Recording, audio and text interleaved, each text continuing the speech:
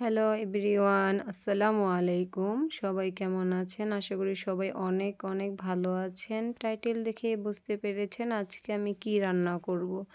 হ্যাঁ, আমার আপুরা, আজকে আমি রান্না করব ডিম দিয়ে লাউ, মানে লাউয়ের একটা রেসিপি।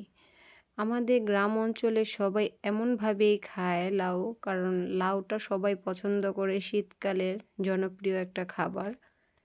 আমরাও খুব পছন্দ করি। তো আমি একটা ডিম দিয়ে কিভাবে লাউটা রান্না করব সম্পূর্ণ ভিডিওটাই এখানে দেখাবো। তো একটু স্কিপ না করে সবাই একটু মনোযোগ দিয়ে দেখেন, একটার পর একটা আমি দিয়ে দিচ্ছি আর ভালোভাবে সেটাকে আমি নাড়াচাড়া দিয়ে মিলিয়ে নিচ্ছি। তো ফার্স্ট টাইম আমি দিয়ে দিয়েছিলাম তেল, পেঁয়াজটা গরম হয়ে যাওয়ার পর আমি ডিমটা ভেঙে দিয়ে দিয়েছি, দেখতেই পেরেছেন প্রথম বেলা। তারপর আমি দিয়ে দিলাম আদা বাটাটা অবশ্যই দিতে হবে। তারপর আমি হালকা মরিচ দেব, হলুদ মরিচ, কারণ হালকা মরিচটা তরকারিতে স্বাদ বাড়ায়, ঝালটা একদমই লায়ে খাবো না। তো ভালোভাবে আমি একদম কষিয়ে নিয়েছি মশলাটা, তেল যত পর্যন্ত না আসে ওপরে সে পর্যন্ত আমি কষিয়ে নিয়েছি। যখনই দেখেছি তেলটা বের হয়ে গিয়েছে মশলার উপরে, তখন আমি কেটে রাখা, পরিষ্কার করে ধুয়ে রাখা লাউটা আমি দিয়ে দিয়েছি। তার সাথে আমি খুরচুন দিয়ে একটার সাথে আরেকটা ভালো করে মিশিয়ে নিচ্ছি। আর এখানে আমি একটু পানি ইউজ করব না, কারণ লাই থেকেই পানিটা বের হবে। কারণ দেখতেই পাচ্ছেন কত সুন্দর করে হাফ সিদ্ধ হয়ে গেছে। আর বাকিটা সিদ্ধ হওয়ার জন্য আমি আরেকটু ভালোভাবে নাড়াচাড়া দিয়ে দেখে নেব যে সিদ্ধটা কতটুকু পরিমাণ হয়েছে।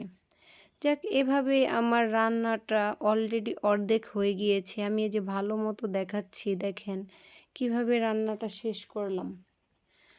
তো এখন আমার যেহেতু হাফ সিদ্ধ হয়ে গিয়েছে, আমি এর ভিতরে বেশিটা পানি ইউজ করব, মানে অনেকখানি পানি ইউজ করব।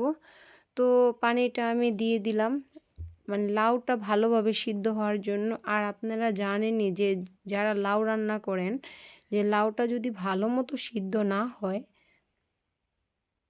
তাহলে খেতে কিন্তু একদমই ভালো লাগে না। আর একদমই ভালো যেটা না লাগে সেটা তো একদমই খাওয়ার উপযুক্তই হয় না। তো আমি লাউয়ের জন্য লাস্ট টাইমে আমি যেটা করব সেটা হচ্ছে আমি জিরা বাটা দেব। মানে আমি জিরাটা আগেই বেটে রেখেছি, সেই জিরা বাটাটা আমি দিয়ে দিলাম। লাউটা হয়ে গিয়েছে, জিরা বাটা দিয়ে এই যে ফাইনাল রেজাল্ট দেখতেই পাচ্ছেন কেমন হয়েছে। তো আমার লাউটা অলরেডি রান্না শেষ। সবাই কমেন্টস করবেন যে লাউটা কি সুন্দর রান্না হয়েছে না পচা রান্না হয়েছে।